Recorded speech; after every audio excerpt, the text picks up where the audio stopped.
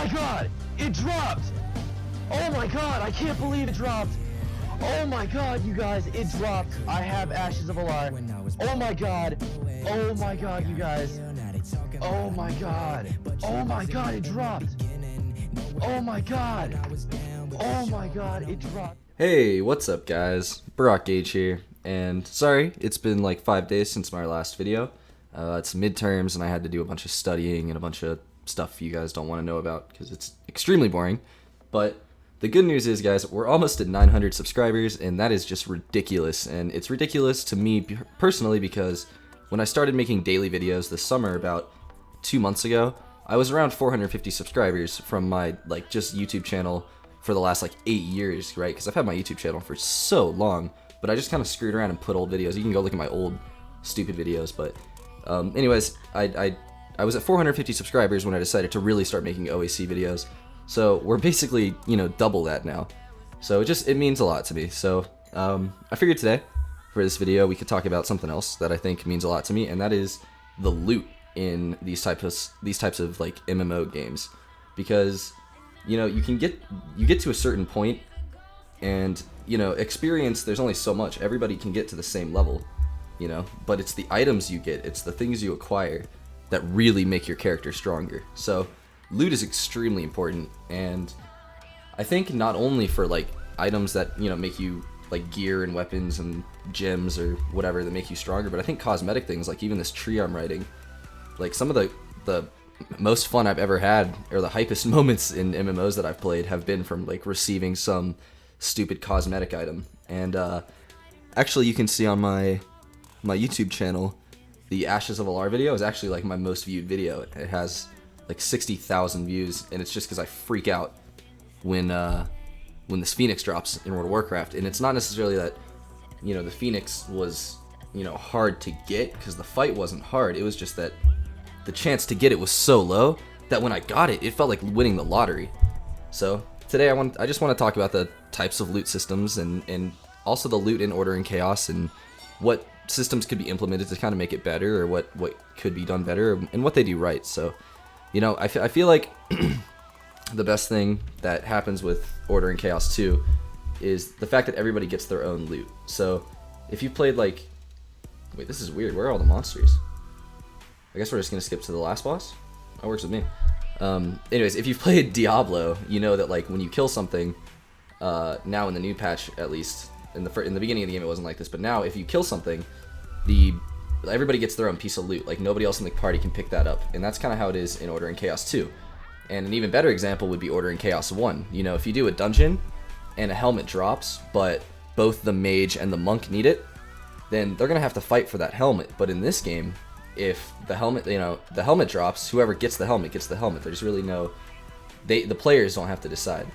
And obviously that can have its negatives too. It's totally subjective whether or not you like it, but I think it's good. It saves a lot of hassle in most cases. And I think it's a lot better than a lot of other systems they have. There's also, in World of Warcraft, they had a system called Pure Random, which is exactly how it sounds. It is pure random. The helmet would drop, right? And the monk and the mage need it, but the ranger would get it. And guys, that makes no sense. So at least Order and Chaos 2 doesn't have that problem, because the ranger will never get an item the monk needs, let alone, he'll get the item the monk needs, but he will never take it from the monk, right? So everybody has their own fair share in the system in Order and Chaos 2, and I think that's cool. And I also don't like the idea, I've played other MMOs where they have, there's a game called Rift, and if you've played Rift back in the day, a lot of their loot system was based on earning points. So you would literally just kill bosses, and you would earn a certain amount of badges or whatever, and kill and use those badges to get your gear. So there was really no hype. You wouldn't get excited because you just grinded every single thing you got. And I think the best example of this would be World of Warcraft, again, if you played in Wrath of the Lich King, which was about 3 expansions ago.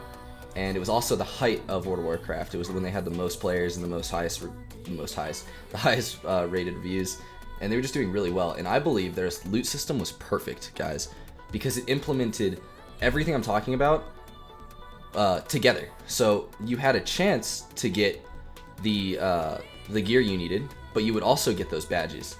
And yeah, you would have to decide, you know, who gets what. There was no randomness at this time, so like you could actually pick what you wanted and who would get what, which allowed guilds to kind of like, you know, specialize certain people. And I think that's really, I did not mean to summon my pet there. I think that's really neat. I think that's something that worked really well. And in Order and Chaos 2, unfortunately, here's where I think the negative comes in, guys. I hate crafting. I'm gonna be honest. Crafting to me should be a way to get gear when like you need to fill a slot, right? It should not be what you have to do for every single piece of gear. You should get your gear from dungeons, and I think you should get your gear from the badges, like I mentioned. And by badges, I kind of mean the currency, right? Like you get coins or something.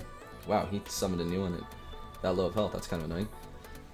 So that way you get both the hype of when something drops, but you also get the persistent rewards of putting your time in and grinding things out.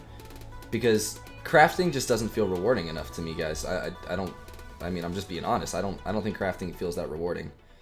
So my bag is full. All right, let's not loot this with my bag full.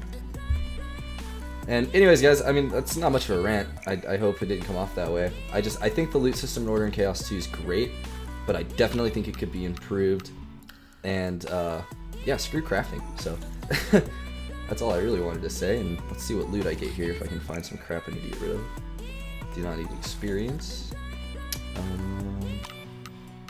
Damn, this is a very exciting video, guys. I'm sure. And I'm not gonna edit this at all, so you're gonna have to stick through this and watch me just waste time by finding crap to delete.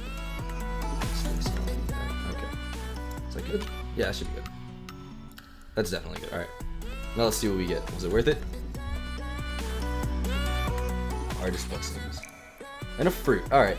So, the thing is, that was cool. Even though I didn't get what I needed, guys, just knowing that I had the chance to get what I needed, which was, I may as well show you, which was this, the Wild Greater Tunic. Just knowing that I had that little chance made doing this dungeon worth it, especially since I only had to do the boss I needed. But it made it really worth it, and I love that chance. I will kill the boss every day 20 times if there's a 1% chance that I can get something that'll make me, you know, feel rewarded. So anyways, guys, I hope that kind of was not too ranty, and I hope I explained the loot system, and hopefully you guys have a better idea of what they could do better, because I don't think it's perfect by any means, guys, but I'd love to know what you think. And anyways, guys, bit of a rant. Thank you so much for 900 subscribers. I really appreciate it, and as usual, my name's Barakgage, and I'll see you guys in the next one.